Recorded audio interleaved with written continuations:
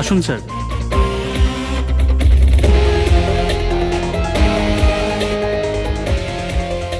কোথায় body? Sir লাশ ভেতরে আছে।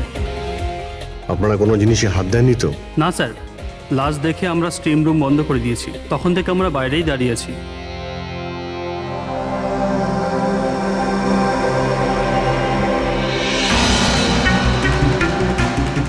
অভিজিৎ, এই দেখো, এই এই গলাটার নার্ভ কেটে গেছে, এখান থেকে অনেক রক্ত বেরিয়েছে, সেই জন্য মারা গেছে।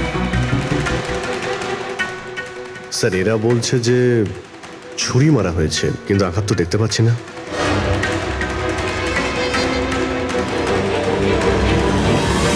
ছুরি তো কোথাও নেই।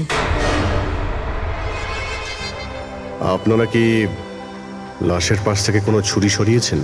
না না স্যার, আমরা তো হাতও লাগাইনি। হ্যাঁ স্যার, আমরা যখন দরজা বন্ধ করেছিলাম তখন ছুরি ওখানেই ছিল, লাশের পাশে। আপনারা দরজা বন্ধ করার পরে কেউ ভিতরে গিয়েছিল? না স্যার, কেউ যায়নি। রিয়েলি? আপনারা জানেন আপনারা কি বলছেন? হ্যাঁ, ভিতরে একটা খুন হয়েছে, লাশ আর ছুরি দুটোই ভিতরে রয়েছে। আপনারা দরজা বন্ধ করে বাইরে আসেন, কেউ ভিতরে ঢোকেও নি, আর ছুরি হঠাৎ করে ভ্যানিশ হয়ে যায়। হ্যাঁ, কেউ কি এখানে বলবেন আমাকে কি করে এটা সম্ভব? স্যার, মনে হচ্ছে ওরা যখন এদিকে পালিয়ে আসছিল ছুরিটা কেউ লুকিয়ে দিয়েছে। তল্লাশি নাও এদের, তল্লাশি নাও। হাত উঁচু করো।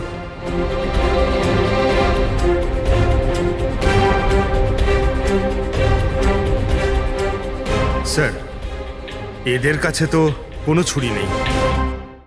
এবার এদের কাছে একবার। স্যার আমাদের অবস্থা তো দেখুন, কোথায় লুকাবো ছুরি? অদ্ভুত ব্যাপার, এদের কাছে যখন ছুরি নেই তাহলে গেল কোথায়?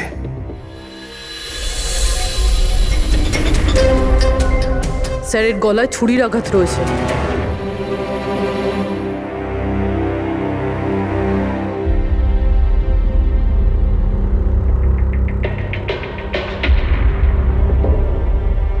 এক মিনিট। হ্যাঁ দয়া, ওখানে অঙ্কুরের মৃত্যু কি করে হয়েছে, কিভাবে? খুনি ওর গলায় ছুরি মেরেছে। এখানে মঞ্জুর খুনও ঠিক ওইভাবেই হয়েছে। দয়া, যে ছুরি দিয়ে খুন করা হয়েছে সেই ছুরিটা আছে ওখানে? হ্যাঁ আছে। এই যে, কেন, কি হয়েছে? ভাই, এখানে ছুরি পাওয়া যাচ্ছে না। কি, ছুরি উধাও হয়ে গেছে? আচ্ছা, একই রিসর্টে একই সাথে দুটো আলাদা আলাদা জায়গায় দুজন বন্ধুর খুন, তাও আবার ঠিক একইভাবে। ঠিক আছে, আমি তোমাকে পরে কল করছি। পুরবি, এই ছুরিটাকেও ফরেন্সিকে পাঠিয়ে দাও।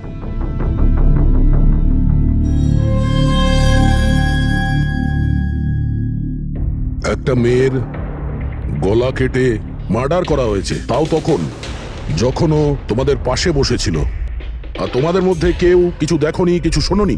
হ্যাঁ স্যার, আমরা সবাই হট ট্যাবে রিল্যাক্স করছিলাম, আমি তো ঘুমিয়ে পড়েছিলাম, কিচ্ছু বুঝতে পারিনি। আর আপনারা সবারই চোখ লেগে গেছিল। হ্যাঁ, আর মঞ্জু মরার সময় ও নিশ্চয়ই বাঁচার চেষ্টা করেছিল, হাত পা নিশ্চয়ই ছুঁড়েছিল, তখনও কেউ কিছু দেখোনি?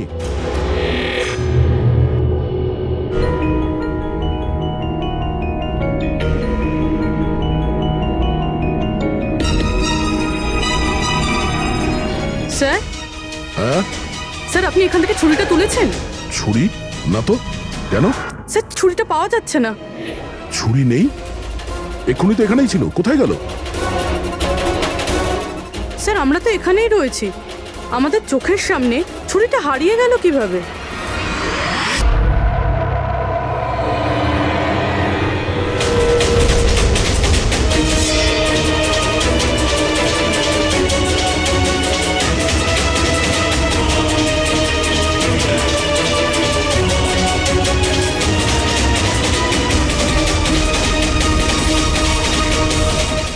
ঋত্বিক, এবার তোর পালা।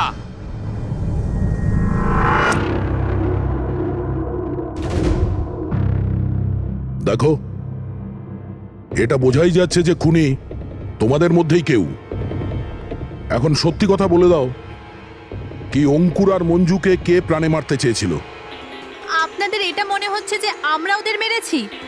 স্যার, ওরা তো আমাদের বন্ধু ছিল, আমরা ওদের কেন মারবো? এই কুম্ভীরাস্ত্র আমাকে দেখিও না, বুঝেছো?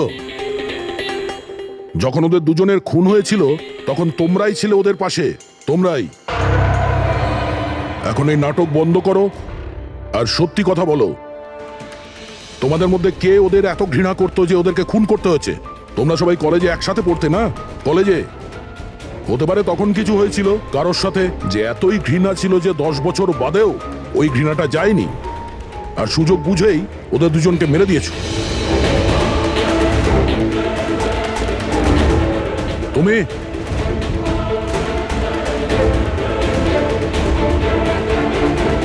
না, তুমি ভালো এতেই হবে যে নিজেদের দোষ স্বীকার করে নাও, বুঝেছো?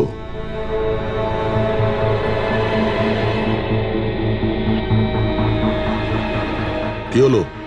হ্যাঁ, কিছু তুমি করিনি। করেছো? আমি কিছু তুমি করিনি। মেরেছো ওদের? স্বপ্ন স্বপ্ন অঙ্কুরকে মারতে স্যার চেয়েছিল। ও মিথ্যে কথা বলছে। আজ আমি আমার নিজের চোখে দেখেছি। যেটা তুমি করছো না, একদম ঠিক করছো না। আমি তোমায় ছাড়বো না। কি করবে তুমি? হ্যাঁ, তুমি শুধু চেঁচামেচি ছাড়া আর কিচ্ছু করতে পারবে না। তোমার চাবি আমার হাতে আছে, আমার হাতের কাঠপুতুল তুমি। আমি যেরকম চাইবো তুমি সেরকমই করবে, এটা তুমিও জানো। তাই let me go. I hate you, Bye. I hate you Ankur, I hate you. আমি তোমাকে ছাড়বো না, আমি তোমায় মেরে ফেলবো, প্রাণে মেরে ফেলবো। স্বপ্না, কি বলছো? না স্যার, এটা সত্যি যে স্বপ্না অঙ্কুরকে ঘৃণা করতো, খুব ঘৃণা। কিন্তু স্যার ওই অঙ্কুর চুপ। কিন্তু কি? স্বপ্না আর অঙ্কুর হাজবেন্ড ওয়াইফ ছিল, কিন্তু অঙ্কুর স্বপ্নাকে ছেড়ে দিয়েছিল। ওদের ডিভোর্স হওয়ার কথা ছিল।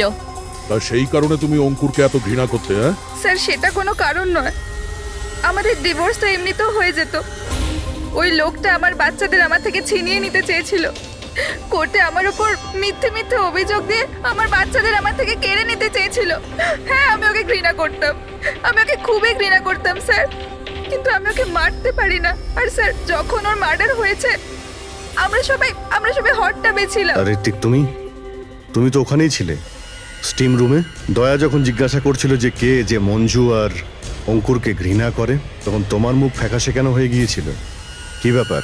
তোমার আর মঞ্জুর মধ্যে কিছু ছিল? কোনো প্রবলেম ছিল? তুমি কি ওকে পছন্দ করতে না? স্যার, আপনি কি বলছেন? আমি কিছু বুঝতে পারছি না। আরে কেউ ওকে বোঝা, আমি এক প্রশ্ন বারবার জিজ্ঞাসা করি না।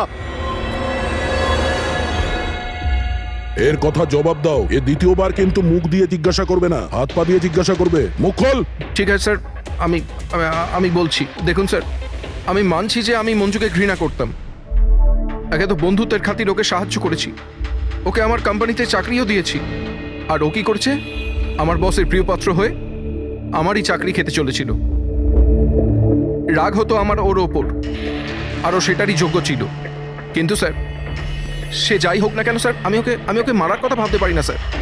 ইনফ্যাক্ট আমি তো ওখানে ছিলামই না ওর কাছে। আরে হ্যাঁ, ও তো ওখানে ছিলই না, ও তো স্টিম রুমে ছিল যেখানে অঙ্কুরে খুন হয়েছে। কারেক্ট। ভালো প্ল্যান করেছিলে তোমরা দুজনে মিলে, ভালো প্ল্যান করেছিলে। কি অদ্ভুত ব্যাপার, একজন এই স্বপ্না দেবী যে অঙ্কুরের থেকে মুক্তি চেয়েছিল, আর ঋত্বিকের মঞ্জুর থেকে, আর এরা দুজনেই দুজনের কাজ করে দিয়েছে, ওই দুজনকে খুন করে দিয়েছে। রাইট? এই আইডিয়া কোন ফিল্ম থেকে নিয়েছো তোমরা? এরকম কিচ্ছু নয় স্যার। না আমরা কোনো প্ল্যান করেছি, না আমরা কাউকে খুন করেছি। Believe me sir. কে খুন করেছে আর কে করেনি সে সবই জানা যাবে। শুধু একবার ওই ছুরিটা যদি পেয়ে যাই। ছুরিটা এইভাবে হারিয়ে তো যেতে পারে না, এখানেই কোথাও থাকবে।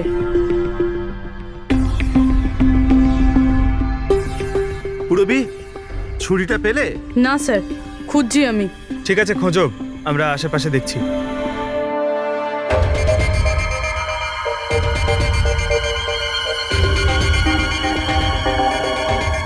Ready sir? এই জুতোর চিহ্নগুলো দেখুন। মানে এটা বেশিক্ষণের না। তার মানে হলো পঙ্কজ এইখানে কেউ লুকিয়েছিল। আর এই দেখ, কাজগুলো কেমন মুড়িয়ে গেছে। স্যার এখান থেকেই তবে কি হচ্ছিল সেসব দেখছিল। পঙ্কজ, এর মানে হলো এই যে যে এখানে লুকিয়েছিল না, সেই মেরেছে মঞ্জুকে। পিওপি নিয়ে আসি স্যার, চিহ্নগুলো ছাপ তুলেনি।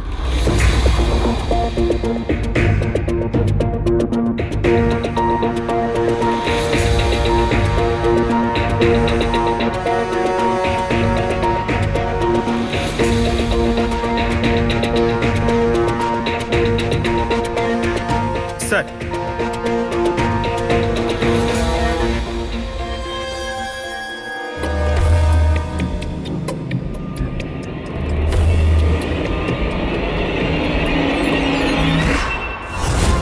পুরবি পুরবি পুরবি পুরবি পুরবি পুরবি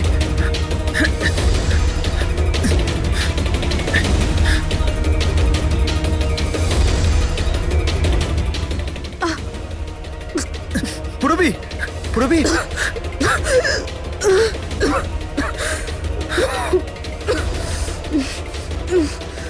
তুমি ঠিক আছো?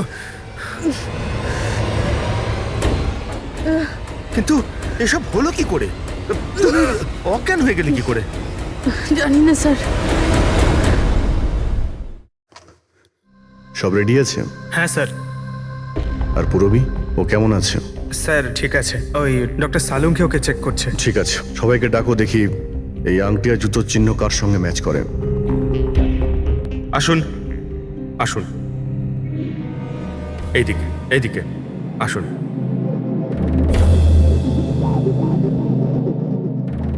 দেখুন, আমরা খুনির সাথে যুক্ত কিছু প্রমাণ পেয়েছি, যেমন হলো এই জুতোর ছাপ। আর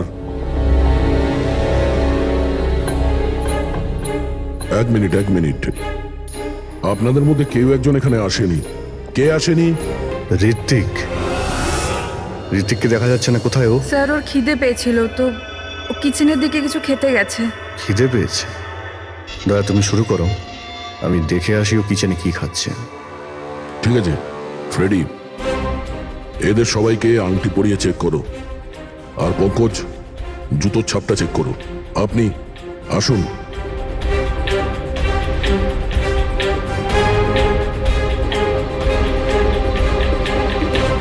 next.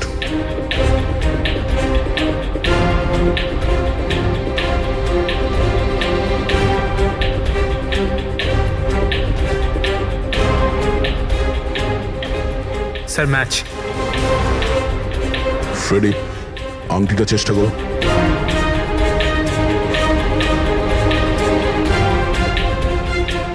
Sir perfect match. Ankita, ওইখানে দাঁড়িয়ে যাও। নেক্সট।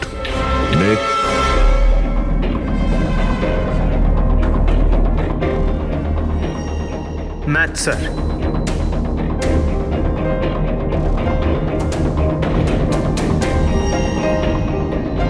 নেক্সট।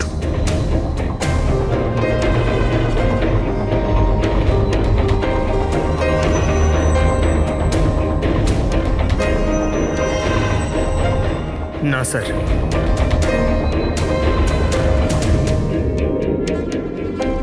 Match sir. আংটি। ম্যাচ। তাহলে আপনাদের তিনজনের মধ্যে কেউ ওই গাছের পেছনে লুকিয়েছিলেন, মঞ্জুকে খুন করার আগে কিংবা খুন করার পরে।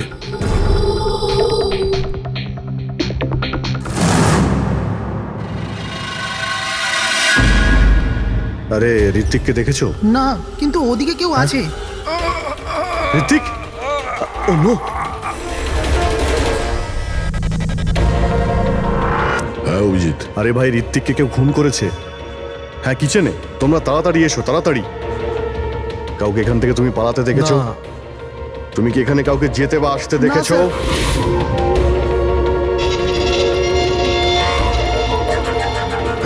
হ্যাঁ, এদিকে আসুন। ও মাই গড! আরে ভাই, আমি এসে দেখি ছুরি ওর গলায় লেগে রয়েছে, আমার সামনেই ও পড়েছে। ভাই খারাপ লাগছে, যদি একটু আগে আসতে পারতাম তাহলে। আরে ধরা পড়বে ও। ভাই তিনটে খুন হয়ে গেল।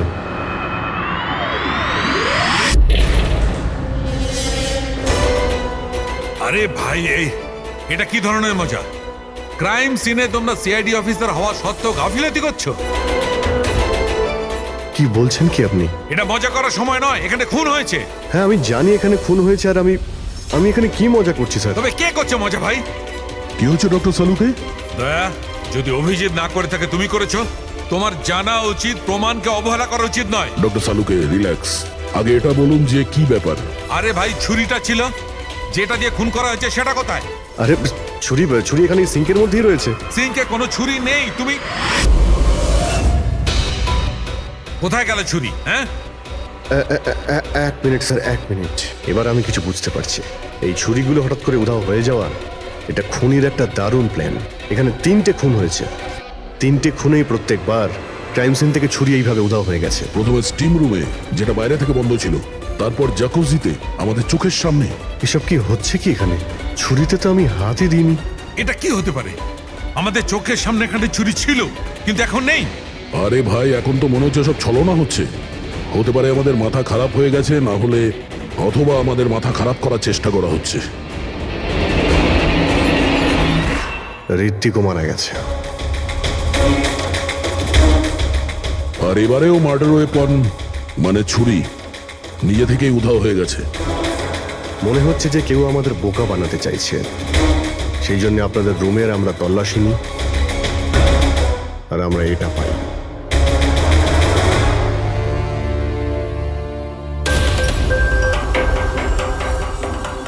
কি বান্টি? না না না না স্যার, আমি কিছুই করিনি। আমি কাউকে হিপনোটাইজ করিনি স্যার। স্যার আমি সত্যি বলছি স্যার, আমি কিছু রিল্যাক্স করিনি। বান্টি, রিল্যাক্স। আমরা জানি যে তুমি কাউকে হিপনোটাইজ করোনি, কারণ যখন কিচেন সিঙ্ক থেকে ওই ছুরিটা উধাও হয়ে গেল, তখন আমরা পুরো সজ্ঞানে ছিলাম। এটা ঠিক যে তুমি সম্মোহিত করনি, কিন্তু সম্মোহিত করতে তো পারো। তবে ওই জুতো আর আংটি এই 3জনেরই ফিট হয়েছে। এখন আমাদের এটা জানতে হবে যে এইগুলো আসলে কার। জানো যে যখন মঞ্জু খুন হয়েছিল, তখন গাছের পেছনে এই 3জনের মধ্যে কে ছিল?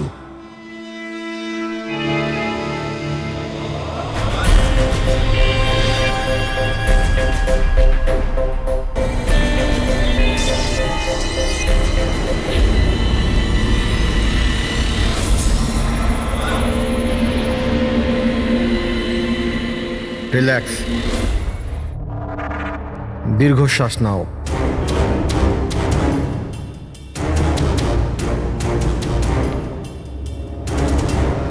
আমার দিকে তাকাও, আমার আওয়াজ শোনো, আর তোমাদের পুরো মন আমার আওয়াজের উপর নিবিষ্ট করো। গুড, দীর্ঘশ্বাস নাও, আর তোমাদের পুরো মন আমার আওয়াজের উপর নিবিষ্ট করো। আমার তুড়ি বাজাতেই তোমরা ওটাই করবে যেটা আমি বলবো।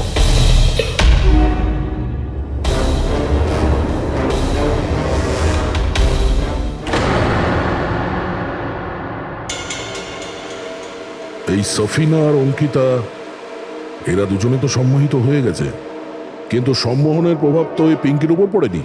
কারণ এই সম্মোহন টম্মোহন কিচ্ছু হয় না, আর যদি হয়েও থাকে তো এ কিছু জানে না। এটা একজন ফ্রড। যদিও কিছু না পারে আর এরকম কিছু না হয়, তাহলে ওরা দুজন কি করে সম্মোহিত হলো? আর এই কারণেই যে এরা দুজনে কিছুই করেনি, আর সম্মোহনের জন্য তৈরি ছিল, আর ওদের মন বান্টির আওয়াজে কেন্দ্রিত ছিল। কিন্তু তুমি এটা করনি, তোমার ভয় ছিল যে আসল সত্যিটা না বেরিয়ে যায়, তাই তো? কি লুকোচ্ছ পিঙ্কি তুমি? হ্যাঁ বান্টি, এদের সম্মোহন থেকে বাইরে নিয়ে এসো।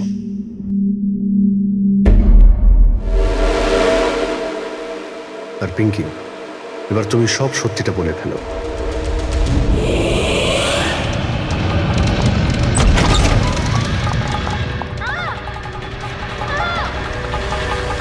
চল চল, এই এসব করে কোনো লাভ নেই। গাছের পিছনে তুমিই লুকিয়ে বসেছিলে তো? হ্যাঁ, সেটা আমিই ছিলাম, কিন্তু আমি কারোর খুন করিনি। আমি আমি আমি তো শুধু স্বপ্নের উপর নজর রাখছিলাম, ব্যাস। স্বপ্না? কেন? কারণ অঙ্কুর এরকম করার জন্য আমাকে টাকা দিয়েছিল। অঙ্কুর চেয়েছিল যে আমি স্বপ্নার এমন কিছু ছবি বার করি যাতে কোর্টে এটা প্রমাণ হতে পারে যে স্বপ্নার অন্য ছেলেদের সাথে অ্যাফেয়ার আছে। কিন্তু আমি এরকম কিচ্ছু করতে পারিনি। জানি না কেন ওখানে আমার খুব মাথা ঘুরছিল। যেমনটা আমার হয়েছিল। আর আমি ওই ট্যাপটায় পড়ে যাই। আর এর কারণটা কি ছিল? স্যার ওই জলটাতে একটা কেমিক্যাল ছিল, আর ওখানে ভেপারের জন্য ওটা ওখানকার সবার নিঃশ্বাসের সাথে মিশে যায়। এই জন্য ওখানে সবাই নেশায় ছিল। ও, সেই জন্যই মঞ্জুকে খুন করার সময় কেউ দেখতে পায়নি, কারণ সবাই নেশাতেই ছিল। হতে পারে এই কারণেই ও নিজেকে বাঁচানোর চেষ্টাই করতে পারেনি। মিকি, তুমি ওই গাছের পিছনে কতক্ষণ ছিলে? যখন সবাই হট টাবে চলে এসেছিল তখন থেকে আধ ঘন্টা আমি ওখানেই ছিলাম। তাহলে তো খুনিকে নিশ্চয়ই তুমি দেখেছো। মনে করো।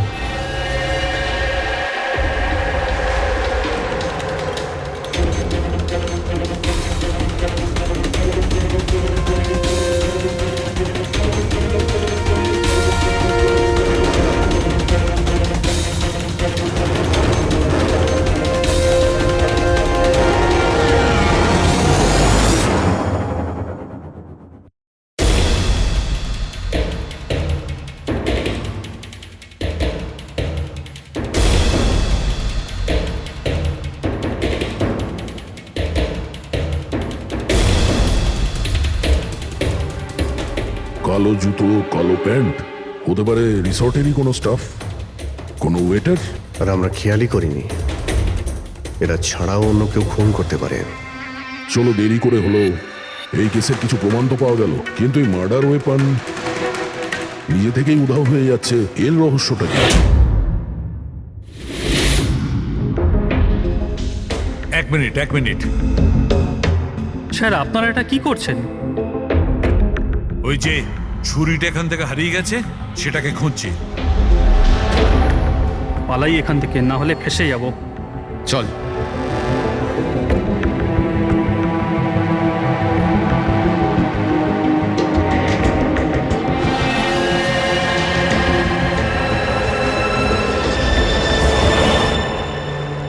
পিঙ্কির কথা অনুযায়ী খুনি এইখানে দাঁড়িয়ে ছিল। ও যেহেতু রিসর্টেরই কোনো স্টাফ, সেই জন্যই ও যেখানে সেখানে আসতে পারে। এই রিসর্টে 10 জন ওয়েটার কাজ করে। ফ্রেডি সবার ডিটেলস নিয়ে আসছে।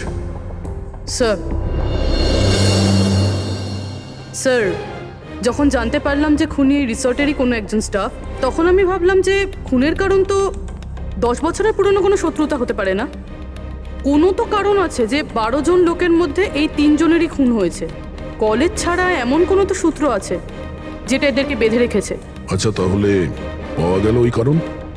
হ্যাঁ স্যার, আপনার মনে আছে ঋত্বিক এটা বলেছিল যে ওর কোম্পানিতে মঞ্জুকে চাকরি পাইয়ে দিয়েছিল? আগে তো বন্ধুত্বের খাতির ওকে সাহায্য করেছি, ওকে আমার কোম্পানিতে চাকরিও দিয়েছি। আর ও কি করছে? আর ওরই চাকরি খেতে চেয়েছিল। হ্যাঁ স্যার, আর যখন আমি অঙ্কুরের ঠিকুচি বার করলাম তখন আমি জানতে পারলাম যে ও ঋত্বিক আর মঞ্জুর সাথেই কাজ করত। আচ্ছা। হ্যাঁ স্যার, ফিনিক্স রাইজিং ফার্মাসিউটিক্যালস, এই 3 জন মেডিসিনের ফিল্ডে একটা অনেক বড় রিসার্চ করছিল, আর আগামী 2 মাসের মধ্যেই ওরা এটার রেজাল্টও ঘোষণা করবে। আর এখন যখন এই 3 জনের খুন হয়ে গেল, তখন ওই কোম্পানির তো প্রচুর লস হয়ে গেল। হ্যাঁ, এতেও রাইভাল কোম্পানির লাভ হতে পারে। হ্যাঁ স্যার, এই 3 জনের মৃত্যুতে ওদের রাইভাল কোম্পানিরই লাভ আছে। আর ও ব্যবহার করেছে এখানকার কোনো ওয়েটারকে। কিন্তু সে কে?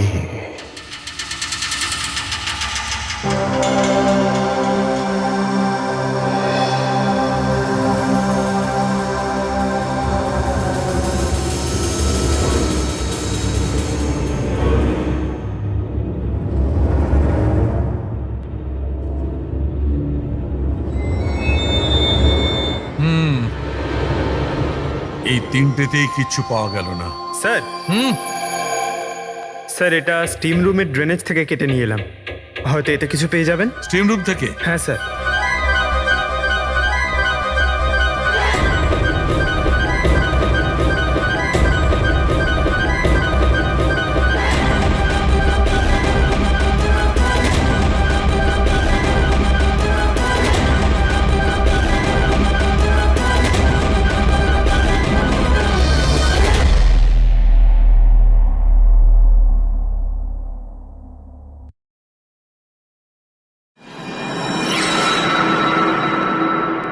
পঙ্কজ, এই দেখো কি পাওয়া গেছে।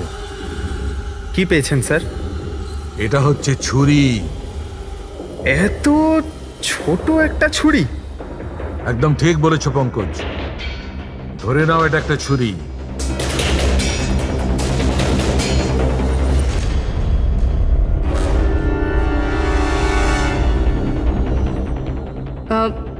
আপনারা আপনারা প্লিজ বসে পড়ুন।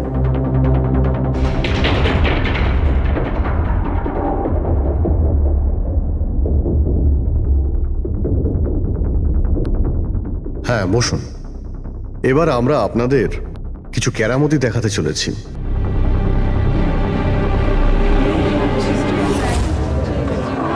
এই ছুরিটা দেখতে পাচ্ছেন? এই ছুরিটা একদম সেরকমই দেখতে যেটা খুনি খুন করার সময় ব্যবহার করেছে। আর এখন আমি এটা দিয়ে নিশানা লাগাবো। কি বলো দয়া, আমার নিশানায় ভরসা আছে? আমার একদম ভরসা নেই। দেখে নিও, একটা ছুরিও টার্গেটে লাগবে না।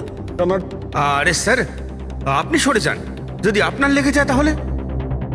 আরে টার্গেট কি আর আমাকে করবে নাকি? তার জন্য এ আছে না, এখানে মারবে।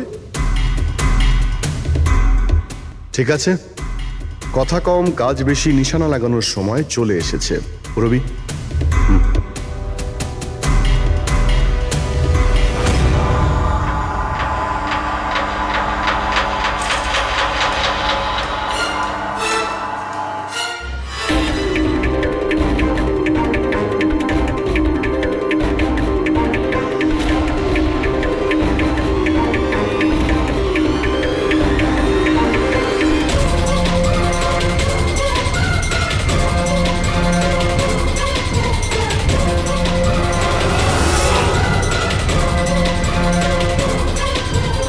এবার আমার পালা।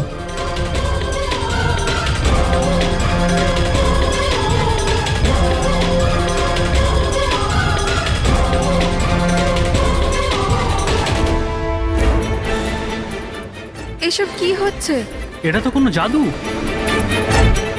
আরে জাদু টাদু কিছুই নয়, হাতের খেলা। বসে পড়। না এটা জাদু আর না হাতের কোনো সাফাই, এটা সায়েন্স, বিজ্ঞান। এখানে 3টে খুন হওয়ার পরে 3টে ছুরির উধাও হওয়ার পিছনেও এই বিজ্ঞানেরই হাত রয়েছে। আর এই 3টে কেসেই যেখানে খুন হয়েছে ওখানে জল পাওয়া গেছে, আর সেটাও যেটা তাপমাত্রা নর্মালের থেকে অনেকটাই বেশি ছিল। যেরকম স্টিম রুমে ভাপ, হট টাবে গরম জল, আর কিচেনেও সিঙ্কের কল থেকে বের হওয়া গরম জল। এই গরম জলের সাথে ছুরি উধাও হয়ে যাওয়ার সম্পর্ক কি? খুব গভীর সম্পর্ক। এই ছুরি লোহা কিংবা স্টিল দিয়ে হয়নি, বরঞ্চ এমন একটা ধাতু দিয়ে বানানো হয়েছে যে গরম হাওয়া কিংবা গরম জলে গেলেই গলে যায়। গ্যালিয়াম। দেখবে কি করে? হ্যাঁ,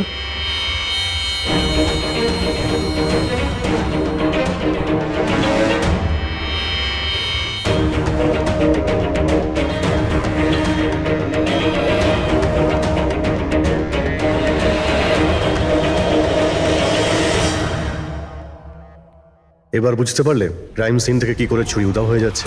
ওটা আসলে উধাও হচ্ছে না, ওই ছুরিগুলো গরম জলে একেবারে গলে যাচ্ছে। খুনি বুঝে শুনে খুন করার জায়গা আর হাতিয়ার এমন ভাবে বেঁচেছে যাতে কোনো প্রমাণই না পাওয়া যায়। কিন্তু সেই অপরাধীটা কে? আসলে সেটাই আফসোস যে এখনো খুনিকে আমরা ধরতে পারিনি। তাড়াতাড়ি ধরা পড়ে যাবে। আপাতত আপনারা সবাই আপনাদের রুমে গিয়ে বিশ্রাম নিন। ঠিক আছে, আসুন আপনারা।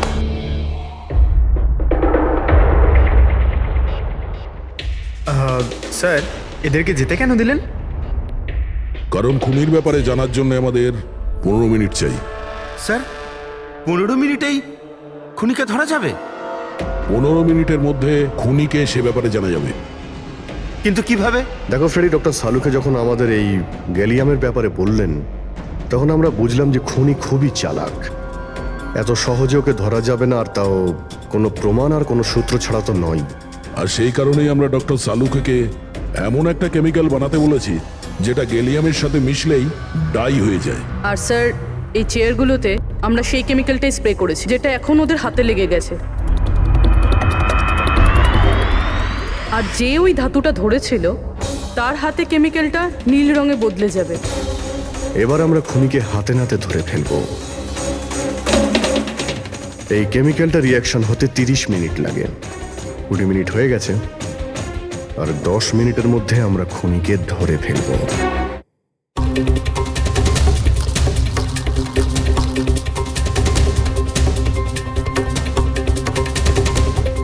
কি হলো, কিছু সাহায্য করবো নাকি? এটা এইভাবে উঠবে না, এটা তুলতে কেমিক্যাল লাগবে। কেমিক্যাল দিলেই উঠে যাবে, আর কেমিক্যাল আমাদের কাছে আছে। আমার পিছু নেবেন না, মেরে দেবো আমি।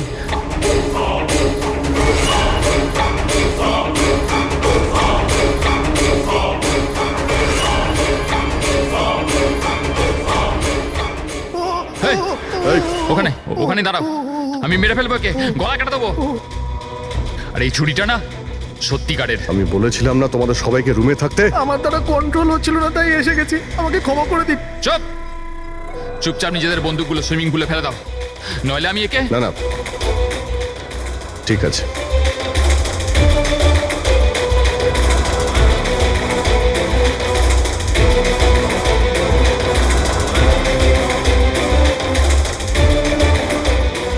বুদ্ধি তো তোমরা খুব ভালোই ব্যবহার করেছো, কিন্তু ধরতে পারবে না আমায়। আমাকে চুপচাপ এখান থেকে বেরোতে দাও, না হলে এখান থেকে তুমি কোথাও যেতে পারবে না। এই, একদম বোকামি করো না, ছেড়ে দাও ওকে। আমি জানতাম যে তোমরা সত্যি জেনে যাবে আর আমাকে ধরে নেবে। সেই জন্য আমি সব ব্যবস্থা আগে থেকে করে রেখেছি। বাইরে পার্কিং লটে আমার একটা বাইক দাঁড়িয়ে আছে। আরে শোনো, তোমার প্ল্যানিং যে খুব ভালো সেটা আমরা জানি। কাছে আসবে না আমার। আচ্ছা, এদের তুমি কেন খুন করছো? হ্যাঁ, মেরে দেবো আমি আর একে। এদের খুন কেন করছো? আমার এদের সাথে কোনো শত্রুতা নেই, শত্রুতা ছিল এদের বসের সাথে। আমি ওই একই কোম্পানিতে কাজ করছিলাম যেখানে ওরা 3 জনও কাজ করতো, আর ওই যে প্রজেক্টের জন্য ওরা 3 জন ক্রেডিট পাচ্ছিল, ওটা আমার করা প্রজেক্ট ছিল। আমি অনেক কষ্ট করেছিলাম ওই প্রজেক্টের জন্য। ওই লোকটা আমার জীবনটা শেষ করে দিল, আমাকে চাকরি থেকে বের করে দিল। তখনই আমি এটা ভাবলাম যে আমি ওর জীবন শেষ করে দেবো। আর এই প্রজেক্ট রিপোর্ট অ্যানাউন্সের ঠিক আগেই আমি ওই 3 জনকে মেরে ফেললাম। কিন্তু এসব তুমি কি করে করলে? মানে আমি বলতে চাইছি, এতগুলো লোককে একসঙ্গে রিসর্টে ডাকলে, আর তাও। আমি তো জানতাম ওরা 3 জন কলেজের বন্ধু। তারপর আমি এই রিসর্টের মধ্যে চাকরি নিলাম, আর তারপর আমি পিঙ্কিকে একটা দারুণ অফার দিলাম, এইখানে এই রিসর্টে পার্টি করার। তার মানে তুমি এই রিসর্টে যখন কাজ করতে, তখন তো তুমি যে কোনো জায়গাতেই যাতায়াত করতে পারতে। খুন করে বেঁচেও যাচ্ছিলে, আর কেউ কিছু জানতেও পারছিল না, তাই না?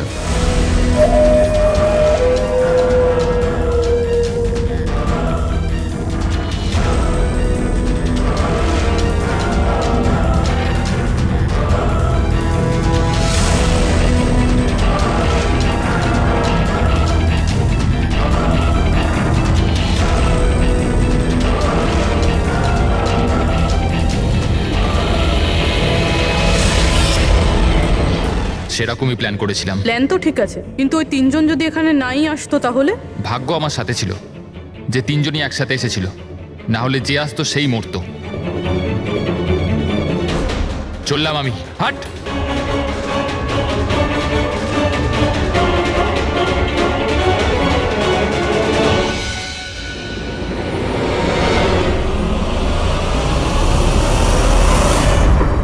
তোমার কপাল যে সবসময় ভালো হবে এই কথার কোনো ভিত্তি নেই।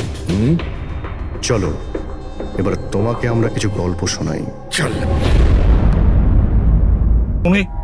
স্যার, এই মাসখানেক আগে শশাঙ্ক আমাদের ওয়েবসাইটের মেম্বার হয়, কিন্তু ওর আমাদের মতো পাজেলের শখ ছিল না। তাহলে?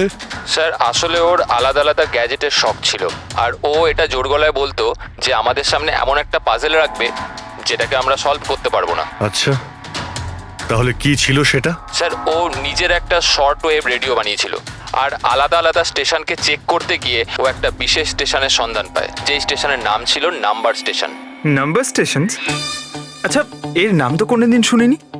আচ্ছা, এতে নতুন গান শোনা যায় না পুরনো গান? অদ্ভুত ব্যাপার তো এটাই ছিল স্যার, ওই স্টেশনে কোনো গানই আসতো না, শুধুমাত্র নাম্বার আসতো। এটা কি ধরনের রেডিও স্টেশন যে যেখানে শুধুমাত্র নম্বর আসে? স্যার, নাম্বারও সবসময় আসতো না, ওটা আসারও একটা সঠিক সময় এবং সঠিক দিন ছিল। স্যার, মনে হচ্ছে এই নাম্বারের বাহানায় কেউ মেসেজ দিচ্ছে, সিক্রেট মেসেজ। শশাঙ্ক ওদের অনেকগুলো ব্রডকাস্ট সেশন রেকর্ড করেছিল আর আমাদের বলেছিল আমরা যাতে এই নাম্বারগুলোর মানে বার করি, যাতে এটা জানা যায় যে কি গুপ্ত সংবাদ পাঠানো হচ্ছে। তাহলে ওই নম্বরগুলোর অর্থ জানা গেছে? না স্যার, আমরা তো ওগুলোর কোনো সলিউশন পাইনি, কিন্তু রাজীব কিছুদিন আগে বলেছিল যে ও এই ওয়েবসাইটের নাম্বারগুলোর ব্যাপারে রহস্য জানতে পেরেছে। তাহলে কি রহস্য ছিল ওই নাম্বারের? স্যার ওগুলো তো রাজীব আমাদের কোনোদিন বলেনি। হ্যাঁ, কিন্তু পরে রাজীব আর শশাঙ্ক এই ব্যাপারে আলাদা করে কথা বলেছিল। দেখুন, আমরা ফক্স হান্টিং এর কথা বলছিলাম, সেটা বলুন। ফক্স হান্টিং ট্রান্সমিটার হান্টিং এরই দ্বিতীয় নাম। ট্রান্সমিটার হান্টিং? যখন কেউ একটা বিশেষ টেকনিকে রেডিও ট্রান্সমিটারের লোকেশনকে ট্র্যাক করার চেষ্টা করে, ওটাকেই আমাদের ভাষায় ফক্স হান্টিং বলে। মানে শশাঙ্ক নিশ্চয়ই এই নাম্বার স্টেশনের লোকেশন খোঁজার চেষ্টা করছিল।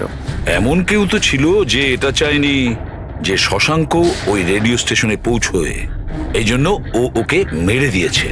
আশিস, ওই নাম্বারের রেকর্ডিং আমাদের চাই, পুরো ডিটেলসে। এই হলো আমাদের সিআইডি টিম। এ ইন্সপেক্টর অভিজিৎ আর স্যার, দেশের সব থেকে সাহসী অফিসারদের কেনা চিনে। হাই। আর ইনি হলেন লোকেশ, লিঙ্গুইস্টিক্স আর ম্যাথমেটিক্সের এক্সপার্ট। ভাষার সংখ্যায় এনার এত জ্ঞান আছে যেটা হয়তো আর কারোর কাছে নেই। আচ্ছা, তো আপনার কি মনে হচ্ছে এই মোবাইল আর ইন্টারনেটের যুগে কেউ নাম্বার স্টেশনের ব্যবহার কেন করবে মেসেজ পাঠানোর জন্য? অভিজিৎ, এই নম্বর স্টেশনের ব্যবহার অনেক পুরনো। ইনফ্যাক্ট সেকেন্ড ওয়ার্ল্ড ওয়ারের সময় অনেক দেশের সেনারাই এই পদ্ধতিটা ব্যবহার করত নিজেদের এজেন্টদের কাছে পৌঁছানোর জন্য, যারা বাইরের দেশে থাকতো। হ্যাঁ, এটা জানি যে এখন মোবাইল ইন্টারনেটের যুগ, আর মোবাইল ইন্টারনেটের থ্রু দিয়ে যে মেসেজগুলো খুব সহজেই ট্রেস করা যায়। এক্স্যাক্টলি, তাই তো পুরনো টেকনিক ব্যবহার করছে সেকেন্ড ওয়ার্ল্ড ওয়ারের। এবার আমাদের এটা জানতে হবে যে ওই সংখ্যাগুলোর পেছনে আসল মেসেজটা কি। Sure sir. আচ্ছা, এই মেসেজেসগুলো কোন রেডিও ফ্রিকোয়েন্সিতে এসেছিল? 3.22 ন্যানোহার্টজ।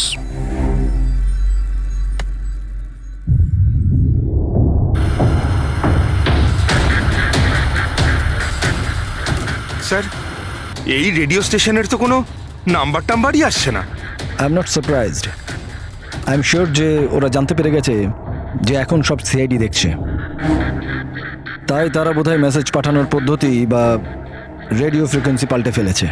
আচ্ছা, নতুন চ্যানেল খুঁজতে কত সময় লাগবে? খুব মুশকিল দয়া। একটা নতুন চ্যানেল খোঁজা মানে ওই মরুভূমিতে একটা ছুঁচ খোঁজার মতো ব্যাপার। 1 মাস কিংবা 1 বছরও লাগতে পারে। না না, আমাদের হাতে অত সময় নেই। একটা কাজ করি, আমরা পুরনো রেকর্ডেড মেসেজগুলো। দেখুন, এই মেসেজ সপ্তাহে 4 দিন পাঠানো হতো, মানডে, টুইসডে, ওয়েডনেসডে আর থার্সডেতে। এই মেসেজ প্রথম সপ্তাহে সোমবারে ব্রডকাস্ট হয়েছিল ওই নাম্বার স্টেশনে। आंखों ही आंखों में इशारा हो गया। 1 9 4 2 3 4 5 7 0 9 3 5 2।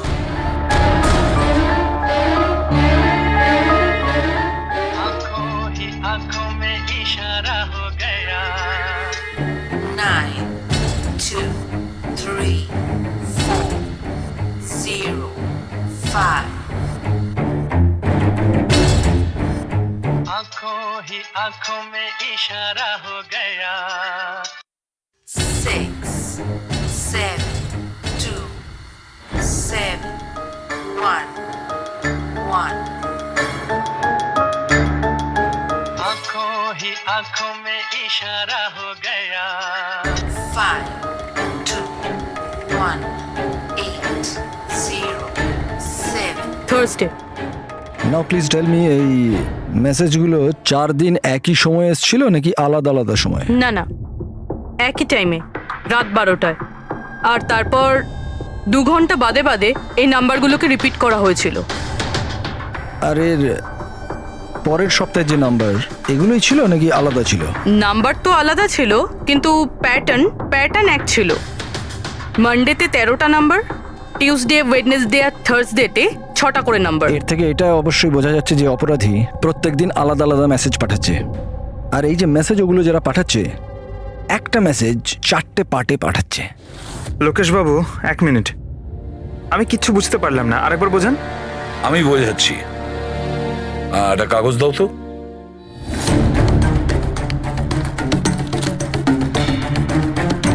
মনে করে নাও এই পুরো কাগজটা একটা মেসেজ, একটা। এটাকে আমি 4টে ভাগ করব।